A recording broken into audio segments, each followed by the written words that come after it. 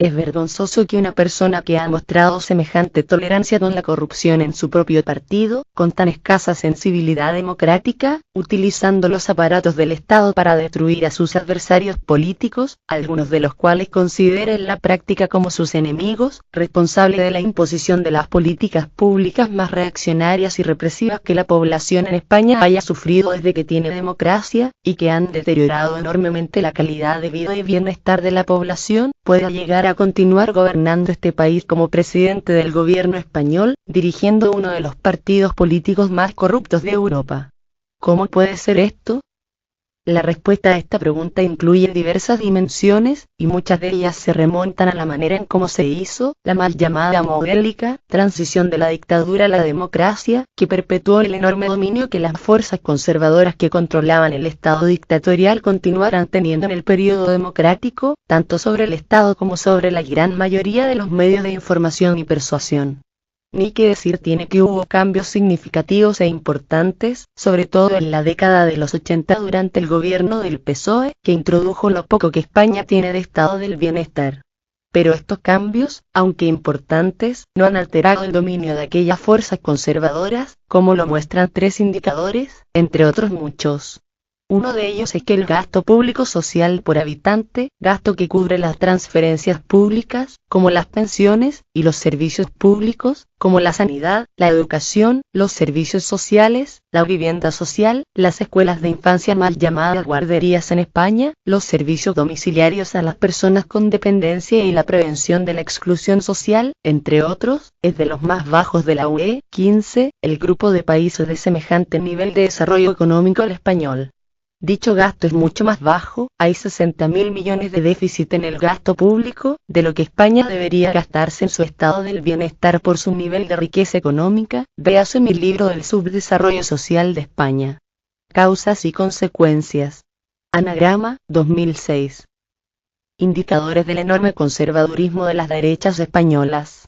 Otro indicador es que 40 años después de iniciarse la democracia, todavía existe un gran monumento al general que dirigió el golpe militar en contra de un régimen democrático y realizó una de las mayores represiones conocidas en Europa contra la gran mayoría de la población, de manera que por cada asesinato político que cometió Mussolini, el régimen fascista del general Franco cometió 10.000, según el catedrático Eduard Malefakis, profesor experto en fascismo en la Universidad de Columbia en Nueva York.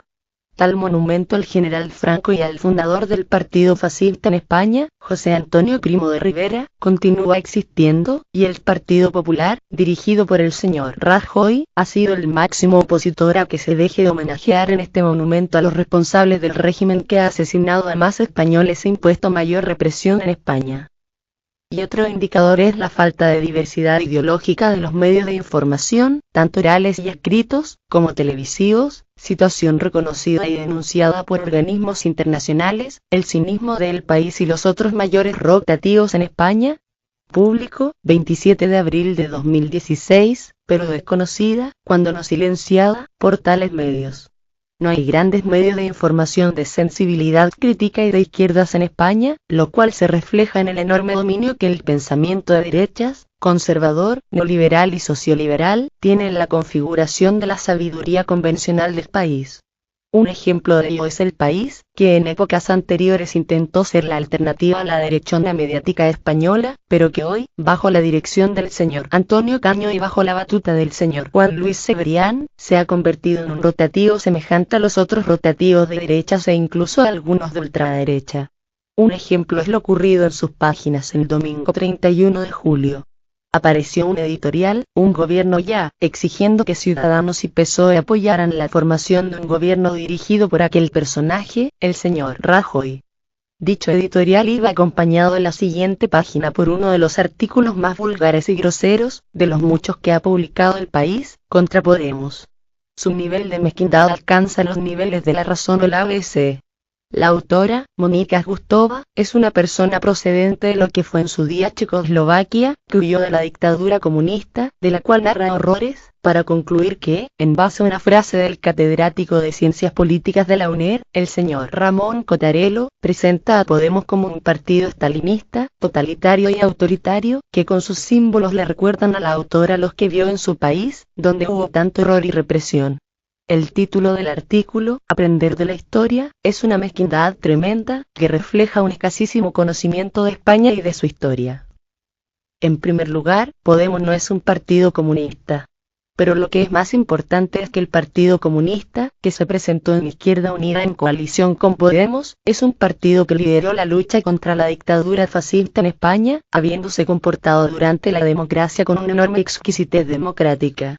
Y lo que refleja el repugnante sectarismo del país es que tal artículo va junto a un editorial que promociona un partido heredero de las fuerzas que controlaron el Estado fascista, que ha mostrado sobradamente su cultura antidemocrática y profundamente corrupta. La señora Gustova debería conocer que los que asesinaron, torturaron y exiliaron a millones de españoles fueron aquellos que la derecha española, con escasísima conciencia democrática, todavía se resiste a condenar y dejar de homenajear, y que ahora el país, en su editorial, apoya. La alianza de las fuerzas democráticas son las raíces del PP y su comportamiento en el gobierno, lo que explica por qué la gran mayoría de partidos políticos, excepto Ciudadanos, cuya ideología tiene ciertas semejanzas con el PP, tanto en su visión uninacional de España como en su ideario de derechas, desean que tal partido deje de gobernar. Los favorables al PP, incluyendo el país, con, repito, una sensibilidad escasamente democrática, presentan a este partido, el PP, como el ganador de las elecciones, cuando la mayoría no desea que tal partido continúe gobernando, por mucho que las escasamente creíbles encuestas del país lo intenten demostrar. Hoy, como escribí y documenté recientemente, hay un intento de imponer a Rajoy y al PP a la población española, negando que haya alternativas. Las hay, pero personajes históricos del PSOE, junto con partes de su aparato, no quieren ni siquiera explorarlas, pues todas ellas pasan por una alianza con Unidos Podemos, el enemigo y uno del establishment financiero, político y mediático de España, incluyendo el PSOE. Y ahí está el gran problema, que incluso el PSOE ve a Podemos como el enemigo a batir, que hoy existe en España y que promete de no resolverse, tener a las derechas en el gobierno por muchos años. Continúan habiendo alternativas. Como ya he escrito en otros artículos recientes, había alternativas en diciembre y continúa habiéndolas ahora. Tan pronto como terminaron las elecciones, tanto en diciembre como en junio, Podemos extendió la mano para que se llevara a cabo una alianza con el PSOE. Tal extensión ha sido incluso más intensa ahora que en el 2015. Esta es una realidad que se ha ocultado, manipulado y tergiversado con una enorme mezquindad por parte de la dirección del PSOE. La acusación de que Podemos no quiso apoyar al PSOE es falsa, pues a lo que Podemos se negó, correctamente, fue a apoyar el pacto PSOE-Ciudadanos, que es distinto a apoyar al PSOE. Si el PSOE hubiera sido sincero que no lo fue, debido a la oposición intensa que Sánchez encontró en su partido, en su deseo de explorar una alianza con Podemos, tendría que haberse sentado con este partido desde el principio. Y una vez conseguido este pacto, intentar el apoyo de otros partidos, incluidos Ciudadanos.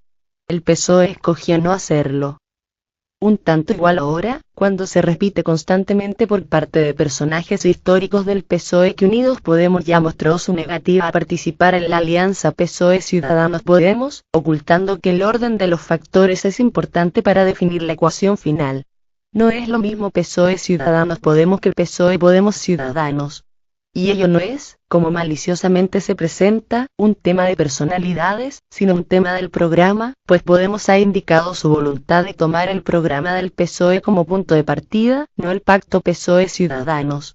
Si mediante diálogo o negociación PSOE y Podemos alcanzaran un acuerdo, entonces podría establecerse un gobierno con Ciudadanos, en el caso de que éste tomara como base el pacto PSOE-Podemos, o, lo que considero mejor, con los partidos nacionalistas catalanes y vascos, que desean por todos los medios que el PP deje de gobernar. ¿Por qué ello no ocurre? La respuesta del PSOE es lo que marcará a España durante muchos años. Y el mayor problema hoy en este país es que las izquierdas están divididas. Y ahí está el eterno problema, que ocurre también en los países del sur de Europa. El hecho de que el PSOE constantemente demoniza a Podemos está creando una dinámica que está llevando a España a estar gobernada por las derechas por mucho tiempo. Existen ya en España ejemplos de colaboración entre una izquierda más radical y otra más moderada a lo largo del territorio, siendo el caso más claro el de Barcelona. ¿Por qué no se puede hacer a nivel del Estado español? El hecho de que la alianza PSOE-Podemos con los nacionalistas catalanes y vascos sería mucho más positiva que la alianza PSOE-Podemos con Ciudadanos es porque el mayor reto que España tiene hoy, además del socioeconómico, es el territorial, que no podrá resolverse sin el diálogo del gobierno español con los nacionalismos vasco y catalán. Sin que ello ocurra, España va hacia la ruptura, pues la intransigencia del nacionalismo españolista es la mayor causa del crecimiento del nacionalismo periférico. Hoy el Estado central es sumamente antipático y hostil hacia las otras naciones de España, de manera que incluso personas no independentistas quieren irse y separarse de él. Los complejos del PSOE. El aparato del PSOE siempre ha tenido temor a aliarse con los nacionalistas vascos y catalanes, pues les atemoriza que el PP les acuse de querer romper España. La prohibición del Comité Federal del PSOE de que Sánchez dialogara con los nacionalistas respondió, precisamente, a este temor. Sin ese veto, Sánchez sería ya presidente de España. Sánchez, con Podemos e IU, sumaba 161 escaños durante la legislatura pasada, de manera que añadiendo los escaños del PNV, 6 escaños, hubiera sumado más escaños, 167, que el PP más Ciudadanos, 163.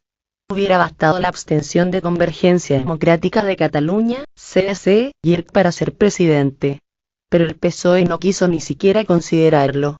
Una situación parecida ocurre ahora. La suma de PSOE, Unidos Podemos, PNV y CDC, con la abstención de ERC, 169 escaños a favor, o al revés, con el apoyo de ERC y la abstención de CDC, 170 escaños a favor, suma más que PP y Ciudadanos, 167. Pero la resistencia del Comité Federal persiste. ¿Por qué? Y la respuesta es el miedo al PP y su acusación de romper España. Esta rigidez está favoreciendo el gobierno de derechas, gobierno de un partido, por cierto, que ha colaborado con los nacionalistas catalanes vascos miles de veces. CDC apoyó a Rajoy en el 50% de las propuestas que hizo el PP, la mayoría de las propuestas económicas y fiscales las aprobaron conjuntamente PP y CDC. CDC apoyó la reforma laboral y la fiscal del PP. Esta alianza no es obstáculo para que el PP acuse de romper España a cualquier alianza del PSOE con el Partido Demócrata Catalán, ante Convergencia Democrática de Cataluña. Fue Pujol el que permitió que Aznar fuera presidente. Pero ello no fue tampoco obstáculo para que cuando Podemos hizo la propuesta de aliarse con los nacionalistas para permitir hacer a Sánchez presidente, el PP, con el cinismo y desfachatez que le caracterizan, definiera esta alianza como la alianza del PSOE con los bolivarianos y con quienes quieran romper España. En Cataluña, el PSC y FEUE gobernaron con ERC, habiendo sido uno de los periodos más positivos para Cataluña. De ahí que el PSC esté más abierto a esta posibilidad. Es improbable, sin embargo, que esta alianza ocurra, mostrando, una vez más, que la supuesta defensa de la unidad de España oculta los intereses de las clases dominantes. Esta ha sido siempre la historia de este país, que ocurrió en el alzamiento fascista del 18 de julio de 1936 en defensa de la unidad de España que nadie amenazaba, y que se repite ahora en la oposición del establishment financiero, económico, político y mediático de España a que se establezca un gobierno de alianzas liderado por las izquierdas en colaboración con los nacionalistas catalanes y vascos, que se están radicalizando debido precisamente a la intransigencia y rigidez del nacionalismo españolista. Así de claro.